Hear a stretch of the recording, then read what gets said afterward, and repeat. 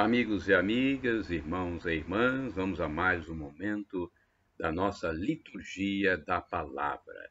Momento de fé, de introspecção, de meditação. É hora de rezarmos, deixarmos Deus nos falar. 14 de abril de 2021, quarta-feira, segunda semana de Páscoa, cor dos paramentos litúrgicos branca. No rito da celebração temos o prefácio pascal e o ofício do dia. Antífona da entrada. Senhor, eu vos louvarei entre os povos. Anunciarei vosso nome aos meus irmãos. Aleluia. Oração do dia.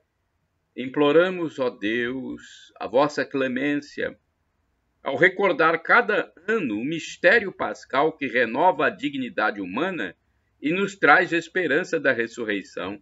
Concedei-nos acolher sempre com amor o que celebramos com fé. Por nosso Senhor Jesus Cristo, vosso Filho, na unidade do Espírito Santo. Assim seja. Primeira leitura, leitura do livro dos Atos dos Apóstolos, capítulo 5, versículos de 17 a 26. Naqueles dias levantaram-se o sumo sacerdote e todos os de seu partido, isto é, o partido dos saduceus, cheios de raiva, e mandaram prender os apóstolos e lançá-los na cadeia pública. Porém, durante a noite, o anjo do Senhor abriu as portas da prisão e os fez sair, dizendo: Ide falar ao povo no templo sobre tudo o que se refere a este modo de viver. Eles obedeceram e, ao amanhecer, entraram no templo e começaram a ensinar. O sumo sacerdote chegou com os seus partidários e convocou o sinédrio e o conselho, formado pelas pessoas importantes do povo de Israel. Então mandaram buscar os apóstolos na prisão. Mas ao chegarem à prisão, os servos não os encontraram e voltaram dizendo: Encontramos a prisão fechada com toda a segurança, e os guardas estavam apostos na frente da porta. Mas quando abrimos a porta, não encontramos ninguém lá dentro. Ao ouvirem essa notícia, o chefe da guarda do templo e os sumos sacerdotes não sabiam o que pensar e perguntavam-se o que poderia ter acontecido. Chegou alguém e lhes disse: Os homens que vós pusestes na prisão estão no templo ensinando o povo. Então o chefe da guarda do templo saiu com os guardas e trouxe os apóstolos, mas sem violência, porque eles tinham medo que o povo os atacasse com pedras. Palavra do Senhor, graças a Deus. Olha o milagre, né? Milagre, os apóstolos foram soltos sem precisar abrir portas. Nada disso foi preciso. Milagre de Deus para o início da evangelização lá em Jerusalém, em Israel. Agora vamos ao Salmo responsorial, é o 34, Salmo 34, versículos do 2º ao 3º, do 4º ao 5º, do 6º ao 7º, do 8º ao 9º, o refrão é o 7º-A. Este infeliz gritou a Deus e foi ouvido. Repitamos. Este infeliz gritou a Deus e foi ouvido. Bendirei o Senhor Deus em todo o tempo. Seu louvor estará sempre em minha boca. Minha alma se gloria no Senhor. Que ouçam os humildes e se alegrem. Este infeliz gritou a Deus e foi ouvido. Comigo engrandecei ao Senhor Deus. Exaltemos todos juntos o seu nome. Todas as vezes que o busquei, ele me ouviu, e de todos os tremores me livrou. Este infeliz gritou a Deus e foi ouvido. Contemplai a sua face e alegrai-vos, e vosso rosto não se cubra de vergonha. Este infeliz gritou a Deus e foi ouvido, e o Senhor o libertou de toda angústia. Este infeliz gritou a Deus e foi ouvido. O anjo do Senhor vem acampar ao redor dos que o temem e o salva. Provai e vede quão suave é o Senhor. Feliz o homem que tem nele o seu refúgio. Este infeliz gritou a Deus e foi ouvido. Repetamos. Este infeliz gritou a Deus e foi ouvido. Aclamação ao Santo Evangelho. Aleluia, aleluia, aleluia, aleluia, aleluia, aleluia, aleluia, aleluia. Deus o mundo tanto amou que lhe deu seu próprio Filho, para que todo que nele crer encontre a vida eterna. João capítulo 3, versículo 16. Aleluia, aleluia, aleluia, aleluia, aleluia, aleluia, aleluia, aleluia. Evangelho de Jesus Cristo segundo São João, capítulo 3, versículos de 16 a 21. O Senhor esteja convosco, Ele está no meio de nós. Proclamação do Evangelho de Jesus Cristo segundo São João. Glória a vós, Senhor, pelo sinal da Santa Cruz. Livra-nos, Deus nosso Senhor, dos nossos inimigos. Deus amou tanto o mundo que deu seu Filho unigênito, para que não morra todo o que nele crer, mas tenha a vida eterna. De fato, Deus não enviou o seu Filho ao mundo para condenar o mundo, mas para que o mundo seja salvo por ele. Quem nele crê não é condenado, mas quem não crê já está condenado, porque não acreditou no nome do Filho unigênito. Ora, o julgamento é este. A luz veio ao mundo, mas os homens preferiram as trevas à luz, porque suas ações eram más. Quem pratica o mal odeia a luz e não se aproxima da luz, para que suas ações não sejam denunciadas. Mas quem age conforme a verdade aproxima-se da luz para que se mantenha retificando, para que se manifeste que suas ações são realizadas em Deus. Palavra da salvação, glória a vós, Senhor. Vamos agora à liturgia comentada de Antônio Carlos Santini. É uma espécie de exegese, uma interpretação do Evangelho de Antônio Carlos Santini, liderança da comunidade católica Nova Aliança. E-mail santini@novaalianca.com.br. Deu o seu Filho único, João capítulo 3, versículos de 16 a 21. Estranhamente, ainda existem pessoas que contemplam a cruz apenas para ver nela um instrumento de tortura. Seu olhar se detém no sofrimento, e assim perdem a oportunidade de contemplar o amor com A maiúsculo.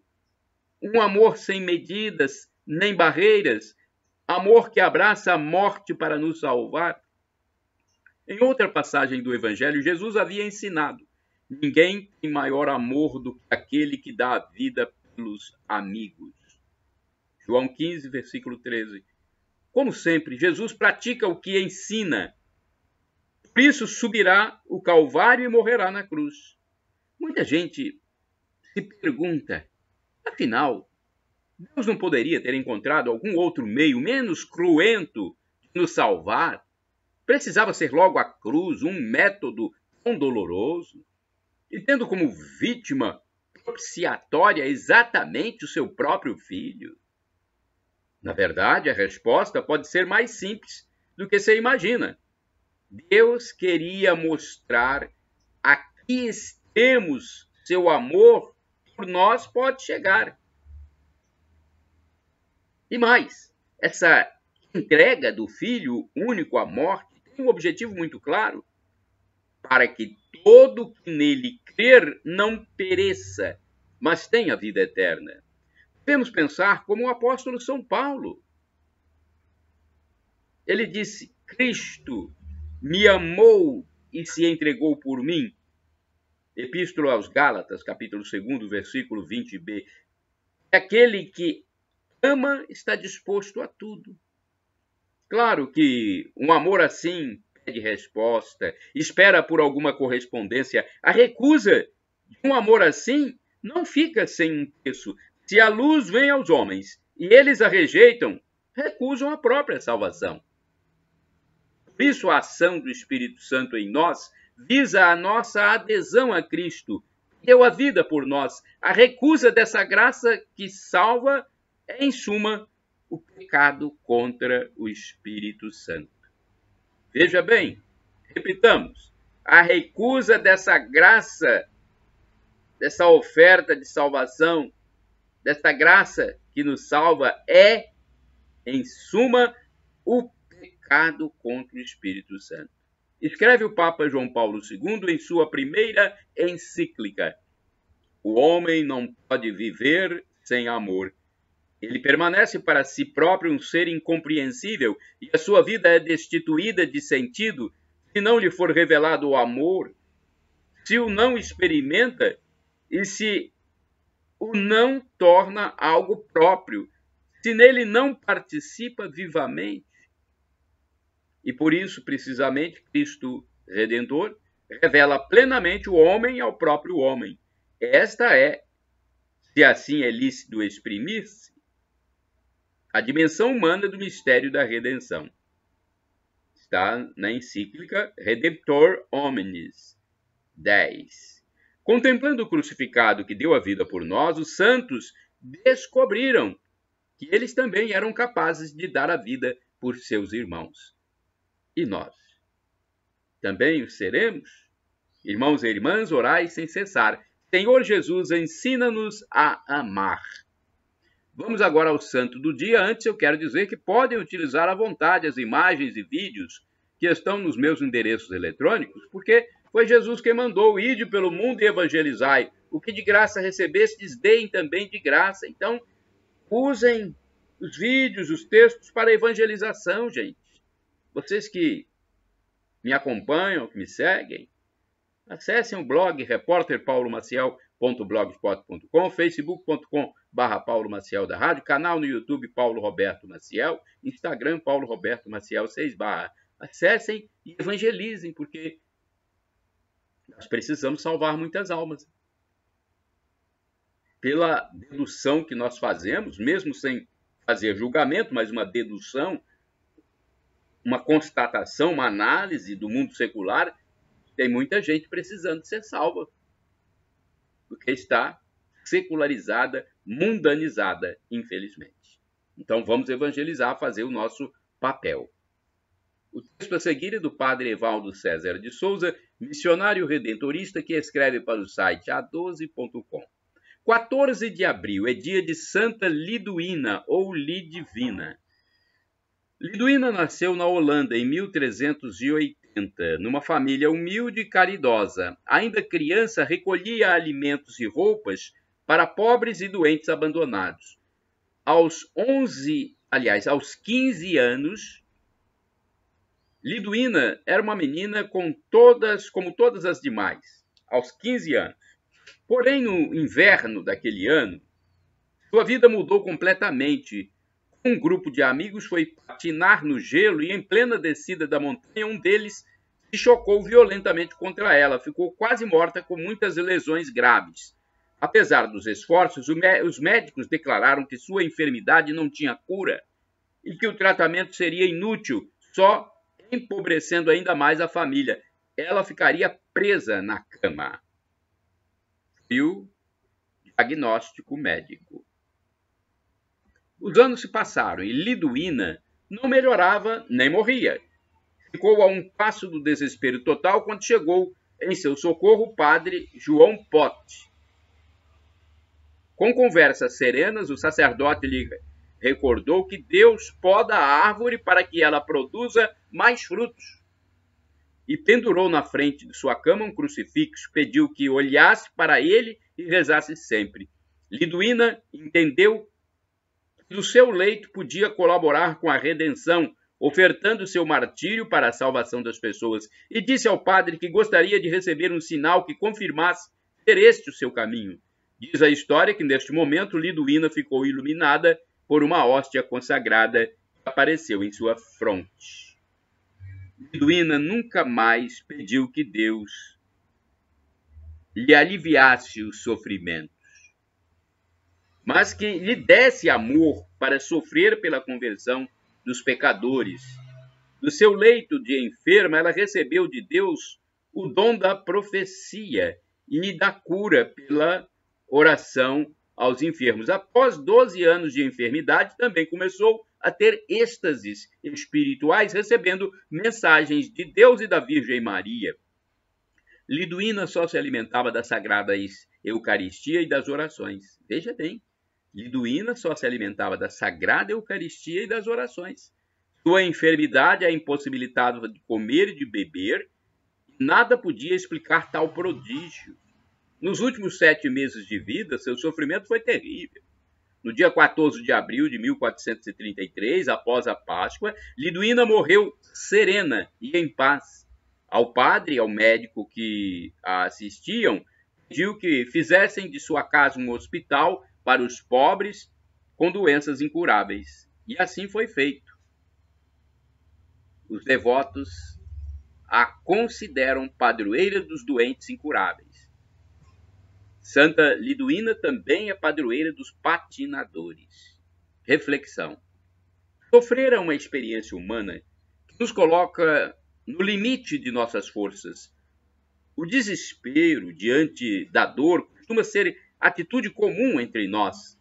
Mas existem também aqueles que, diante do sofrimento, deixam-se banhar pelo mistério da vida, que entregam suas dores nas mãos do Criador. Estes são os santos. Sabem que a vida é limitada e finita, mas nem por isso deixam de amá-la.